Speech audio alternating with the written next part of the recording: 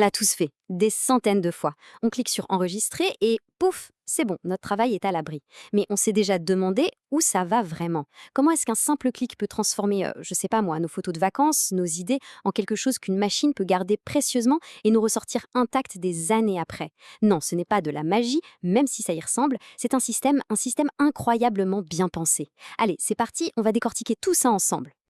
Parce que oui, tout part de cette question qui est super simple en apparence, comment on fait pour stocker de l'information? Avant même de parler d'ordinateur, de processeur, de tout ça, il faut juste savoir comment on peut, disons, capturer une information pour qu'elle ne s'envole pas. C'était ça le vrai défi. Et la solution, vous allez voir, elle est d'une simplicité presque géniale. Alors, pour y voir plus clair, voilà le plan de route. D'abord, on va regarder la brique de base, le plus petit élément d'information possible. Ensuite, on verra que l'ordinateur a en quelque sorte deux cerveaux.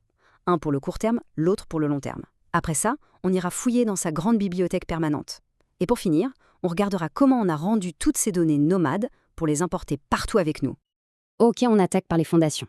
Faut bien comprendre un truc, toute la richesse du monde numérique, que ce soit un film en 4K ou un jeu vidéo ultra complexe, eh bien tout ça, ça repose sur une idée d'une simplicité, mais vraiment déconcertante. C'est comme si on découvrait l'alphabet secret qui permet de tout écrire. Et cette première lettre de l'alphabet numérique, c'est le bit. Le bit, c'est vraiment l'atome de l'information. C'est l'unité la plus simple qui soit. Imaginez un interrupteur. Il peut être soit allumé, soit éteint. Il n'y a pas de « un peu allumé ». Le bit, c'est pareil. C'est soit 1, soit 0. Allumé ou éteint. Point. C'est binaire. Bon, là, on se dit forcément, attends, comment, avec un simple oui ou non, un 0 ou un 1, on peut bien représenter la complexité d'une chanson ou toutes les couleurs d'une photo? C'est vrai, un seul interrupteur tout seul, il ne va pas bien loin. L'astuce, en fait, c'est de les faire travailler en équipe. Le génie n'est pas dans le bit tout seul, mais dans la façon de les assembler. Et le chiffre magique, le nombre de joueurs dans l'équipe de base, c'est 8. Voilà, quand on met 8 bits les uns à côté des autres, on obtient ce qu'on appelle un octet. En anglais, on dit un byte, ça nous parle peut-être plus. Et là tout change. Parce qu'avec ces 8 petits interrupteurs, on peut créer 256 combinaisons différentes de allumé et éteint. Et 256, c'est largement assez pour attribuer un code unique à la lettre A, la lettre B, en majuscule, en minuscule, au chiffre 1, au point d'exclamation. Ça y est, on a nos premières lettres, nos premiers mots. Et à partir de là, c'est juste un jeu de Lego, en fait. On ne va plus compter les octets un par un, ce serait beaucoup trop long. On les regroupe par paquet. Et ces paquets, on les connaît tous. Le kilo-octet, le mégaoctet, le gigaoctet. Quand on voit qu'un simple email fait quelques kilo-octets et qu'un film en HD pèse plusieurs gigaoctets, il faut juste s'imaginer des empilements de plus en plus gigantesques de ces petits groupes de 8 bits. Bon, maintenant qu'on a nos briques, comment l'ordinateur s'en sert? En fait, il faut voir ça comme s'il avait deux types de mémoire, deux esprits qui bossent ensemble mais qui sont très différents.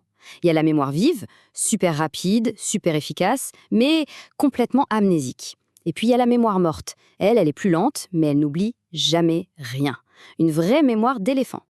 Alors, la mémoire vive, la fameuse RAM, c'est un peu le plan de travail de l'ordinateur. C'est là qu'il pose tout ce dont il se sert maintenant. Le document Word, la page web, le jeu vidéo. C'est hyper accessible, hyper rapide. Le seul problème, c'est une mémoire volatile. Ça veut dire que dès qu'on coupe le courant, hop, le plan de travail est vidé, tout a disparu. De l'autre côté, on a la mémoire morte, la ROM.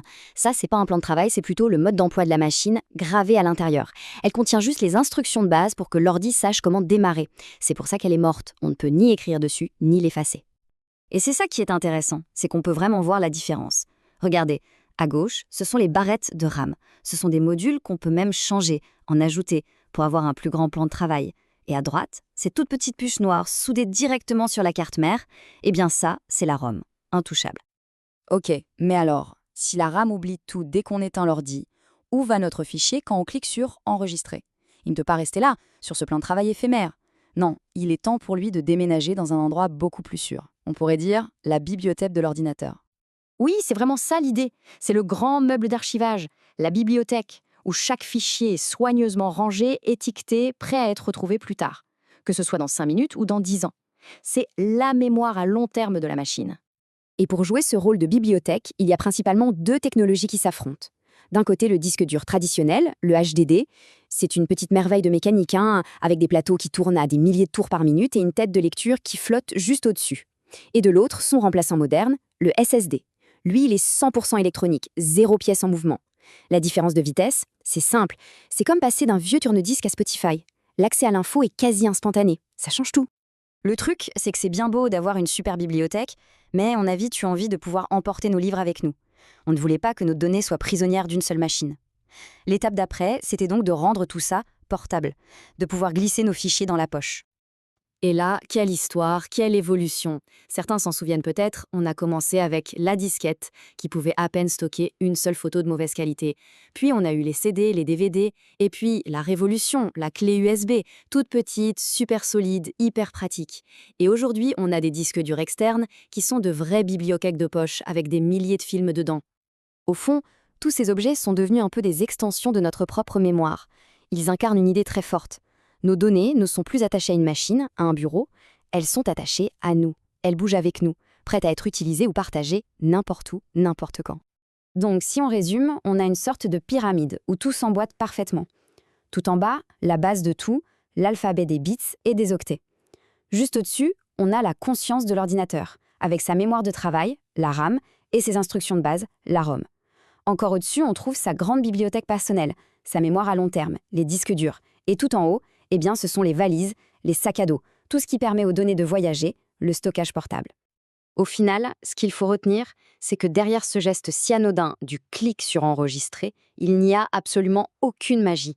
Il y a un système, une organisation hyper logique, où chaque composant du plus minuscule au plus gros a un rôle bien précis à jouer. C'est une sorte de chorégraphie invisible, mais parfaitement orchestrée. De la pauvre petite disquette jusqu'au cloud d'aujourd'hui, qui nous paraît presque infini, l'histoire du stockage n'a jamais arrêté de nous surprendre. On a toujours réussi à stocker plus vite et dans un espace plus petit.